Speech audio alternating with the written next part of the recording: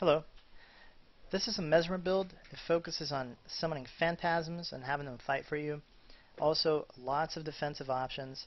It's really good 1 versus 1, though it does take a little bit to to win the duel. It just it feels like it's almost impossible to lose sometimes. It's good at holding points, and with some adjustments, it can also attack and take points away.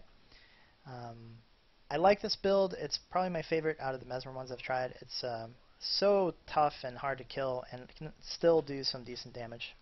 So let's go over what I'm doing here then. I'm using a sword pistol combo, and the Phantasmal Duelist is going to be one of the main damage sources. So this guy actually hits pretty hard. Let me demonstrate.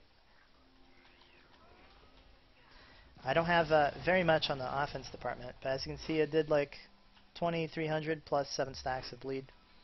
And I have also the magic bullet, great stun, and the big thing about the sword is the blurred frenzy. This gives you 2 seconds of distortion on an 8-second cooldown, so that's gonna make you, basically become immune to damage on demand, pretty much. It's very useful. Another thing that's cool to use here is that you have illusionary leap. So this will summon a clone that goes to your opponent and cripples them. And you can swap to immobilize and then do your blurred frenzy attack. So this is a little bit tricky to use. You have to make sure that you're keeping track of where your clone is, because if you activate the leap at a wrong time, you could be teleported somewhere you don't want to be.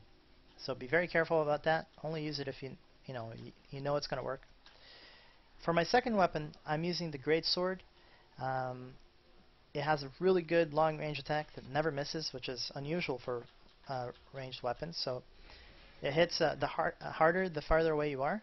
So it's great for poking and for fighting at a distance, chasing people down, that kind of stuff. It also has a bouncing attack, number 2, that puts vulnerability on the foes and might to yourself. It's okay. Use it on cooldown, but it's not amazing or anything. The third attack, Mind Stab, I don't really like. It doesn't do enough damage in my opinion, and it also has a very small AoE. It's kind of hard to hit too because it has a cast time and people are moving around, right? As you can see, it does almost no damage. It does remove a boon, however, so if you're looking to get rid of that stability or something like that, then you might want to try using it. Now the real reason for the Greatsword is the Berserker.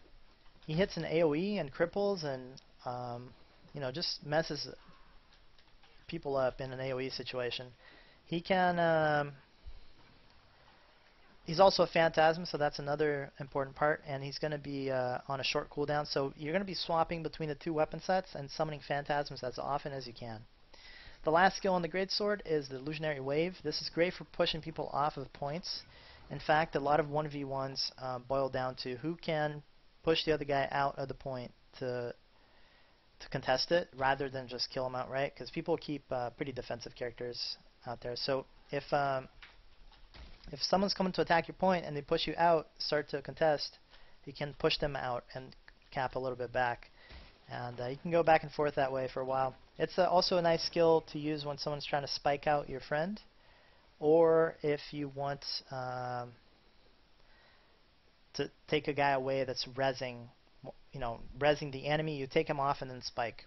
So it's a tactical skill that way. I don't use it too much in dueling, except if I don't know, some kind of emergency, like if a warrior bulls charges me and I don't have my my sword up, then I might just push him away when he's going to do the 100 blades instead of because if I have the sword, I'll just go invincible instead, and we'll trade blows, but only he takes damage. It's a good deal.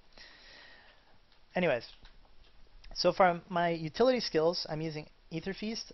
My plan here is to have 3 phantasms up as often as I can, so it's going to be a big heal. Phantasmal Defender is also another really strong defensive option. He takes half of the damage from attacks, not conditions, attacks. So he has about 4,000 HP or so on a short cooldown, so you can just continuously cast this and get some good defense that way. Decoy is the obligatory stun break. It also gives you stealth and creates a clone. I don't care too much for the clone, but it could be deceptive, like just you disappear and leave a clone behind, that kind of stuff. I love the skill, has a short cooldown, and I think every build should have a stun break, at least one. So otherwise you get caught in these horrible situations and there's nothing you can do about them. Finally, I have the Phantasm Disenchanter. This build doesn't really have much in the way of condition removal, so this is it. However, this is one of the better ones because as soon as he comes up, he will attack whatever opponent you selected. So I'm summoning him, and he already attacked before he was even fully materialized, right? So what that means is that he will take 2 boons off of the opponent, and then the shot bounces around on all allies that it can reach, removing 2 conditions per person. So that's really strong. He attacks every 4 to 5 seconds, I'm not sure. And so taking 2 conditions off every so frequently and on a short cooldown as well. I think I would use this skill if it just said do 200 damage, take 2 boons off your foe, and 2 conditions off of yourself. So the fact that it also leaves a phantasm behind, so, you know, something to have to kill or whatever, and will continuously auto attack for that effect again and again, makes it really strong. If you don't like this skill for some reason, you can try using Null Field. It's where is it? Here. So this will put down a rather big AoE on the ground, and over 7 seconds, everyone that's inside of it loses 1 condition. Everyone from your team loses 1 condition every second, and the opposing team loses 1 boon every second. So that's okay. I like it, but I think the Phantasm Disenchanter, because of its shorter cooldown and also the additional benefits that you get, is probably a little bit stronger. If you're fighting a team that does not have conditions, then feel free to come over here and pick up the Signet of Illusions. This gives 50% more health to your phantasms, and that makes them really hard to kill. And it puts them in a horrible situation too, because they have the option of either trying to kill your illusions, where they'll be doing, they have like 6,000 health with this up. So that takes them a little bit of effort, and you can just continuously spam them out. So it's not a winning proposition. Another problem is that if you have, say, a decoy clone out, or maybe the illusionary leap clone out, if you have a clone out and they're focusing on killing your phantasms, they might lose track of which one is you, and at that point they're just going to be confused, that kind of stuff. So going for the phantasms, if you have the Signet of Illusions, is a horrible plan for them. However, trying to kill you while you have 3 phantasms beating on them, especially considering you have the Phantasm Defender, maybe a Phantasm Disenchanter or something like that, it's also really bad because you have lots of help, and you can just dodge around while your illusions kill them. Finally, I chose my elite as the Mass Invisibility. Actually, all of the elites of the Mesmer are interesting. So I like Mass Invisibility for several reasons. The first one is, if one of your friends gets downed, you can use Mass Invisibility to hide their body and then res them. Like, you'll both be invis, they can't spike them, and you just go ahead and res them.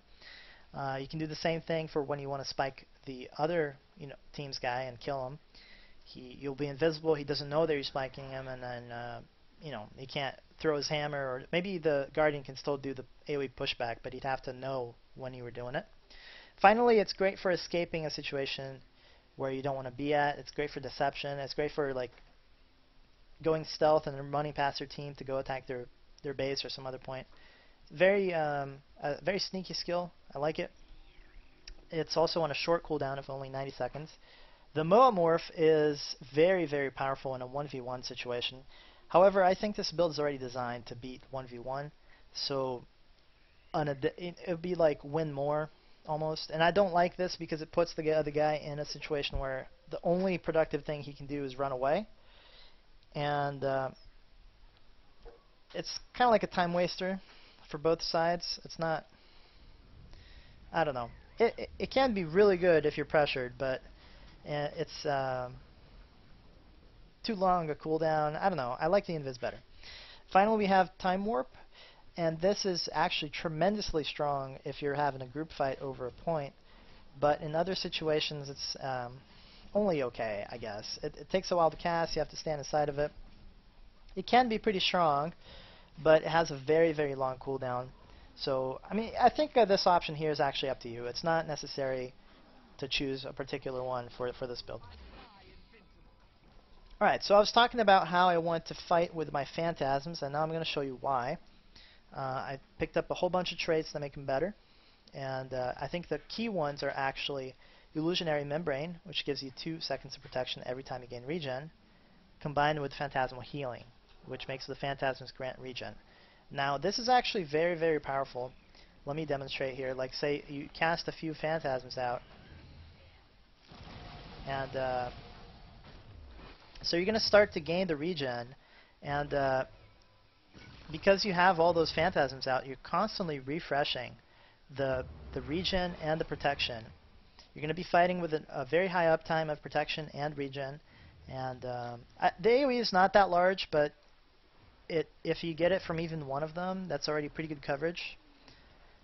So, you know, fighting protection is like 33% less damage taken, and half of what's remaining is going to go to the Phantasm Defender.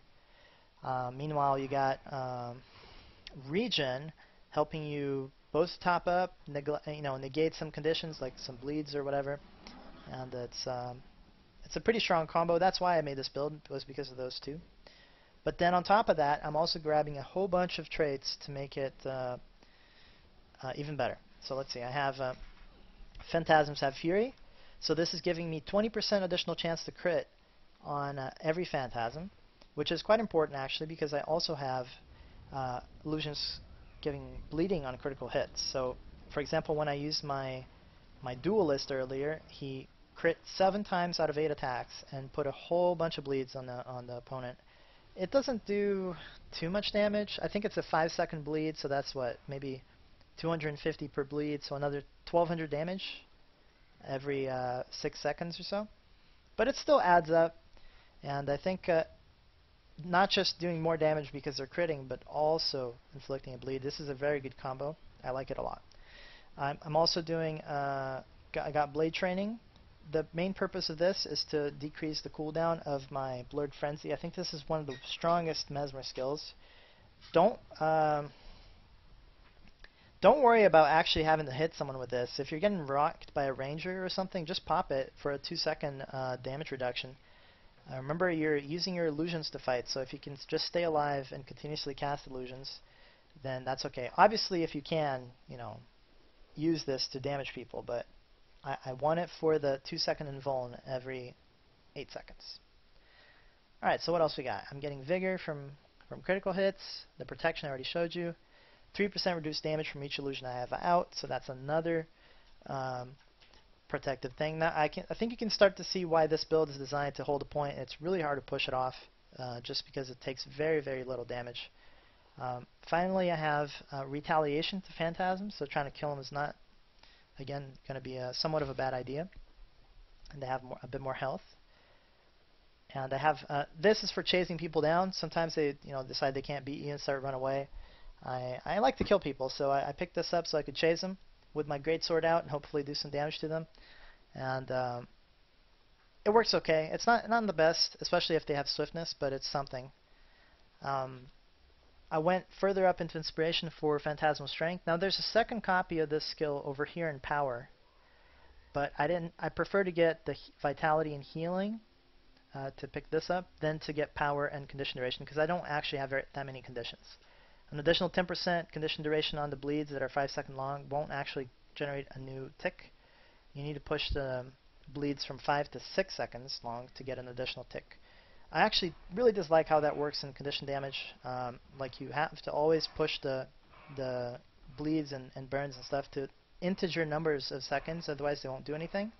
I wish that if you had, say, a 1.5 second bleed, that it would do 1 second of bleed damage, and then the second tick, which is only half a second, would be half the damage. I really hope they fix that, because what happens right now is that you have to fine-tune perfectly exactly how long your conditions are going to be, and that's annoying. I don't want to do that. Okay, anyways, so I have the damage here, and finally I have Restorative Illusions. Now this build is designed to fight with 3 Phantasms out at all times. However, sometimes you just have a really bad you're in trouble, whatever. So you want to shatter illusions. This will heal you for about 1200, but there's a trick. And the trick is that since you're not using your shatters, you're going to have all of them available. Now, I'll demonstrate here. So this is actually not gonna do anything because I'm not. You won't see it happen because I'm full health. But if I do a mind rack, this guy is gonna start running over, run over here, and then blow up. Which means that I still have an illusion alive after I press this. So as soon as I press it, I heal for 1200, and I can just press the others, and I'll heal 4 times for 1200, which is a 5000 heal. It's kind of a desperation play. You can also do it when you're spiking someone out. So when you're spiking someone, all the illusions are going to die anyways, right? They're always assigned to one target only. So if they're going to die, you might as well just go 1, 2, 3 and hit all of these for a 4000 heal. And I like to save the distortion one for when I actually have a panic time. But needing to heal is actually one of those, so it's going to benefit the distortion as well. Alright, and finally I grabbed illusions for a 20% recharge on all the skills that matter. This is amazing. It's affecting my 3 utility skills and at least 2 skills on each bar. I like that a lot. It's yeah, if you're using illusions, you should definitely be grabbing that skill, that trait. Okay, so let's go over my armor then. I'm having divinity runes and I'm using them because I want all of the stats. I have crit damage, I have bleeds from the illusions, I got everything, so all 6 of them matter. And just raw power, the divinity is going to be the strongest one, even if you want just 5 skills, 5 of the traits. But since I want all 6, it's amazing. Definitely recommend it. For my weapons, I really like this leeching sigil. So when you swap to it, it's going to do 1000 damage to them, and you heal for 1000. I have that on both weapon sets. And I also have a superior bloodlust, giving me 10 power every time I kill a foe. Sorry, it's actually going to be 50, because you get 5 stacks when you kill a guy in PvP. So if you manage to charge this up 5 times, then go ahead and have a second sword in your bank, in your bags to swap it out. You do keep the power that you gain from this when you swap it. So I'm using here the Sigil of Superior Blood. This will hit him for about 400 damage extra and heal you for 400. So I kind of like that. And you can have other setups here too. You can have stuff that removes conditions and boons and just a whole bunch of weapons. I also have a separate amulet. I'm using the Knight's Amulet because of the large vitality on it. Remember, your illusions and phantasms are affected by how much your stats you have. So if you add toughness, for example, then all of your phantasms start taking less damage. I picked up the one with high vitality because I wanted to be a little bit sturdy on them. Didn't want them to just pop. And this is for holding points. When I want to attack a point, or if there's a group fight or some other situation, then you can, if you know that's going to happen, of course, then you go ahead and equip the Berserkers. This does about 15% more damage at a cost of 25% of your HP, which is actually okay. It's not a big deal because you're healing a lot, right? Just treating it off your max HP is probably not the best idea. If you get really comfortable with this build and you feel like you can survive well, then you can also consider using the Berserker's Amulet all the time. And you'll be a little bit more squishy, but it has enough defensive options. You probably don't need to go this heavy into survivability. But it's up to you. Try it out. Figure out the one you like. And that's about it. I hope you liked the build, and let me know what you think. Just drop a comment, send a question, and I'll see you next video.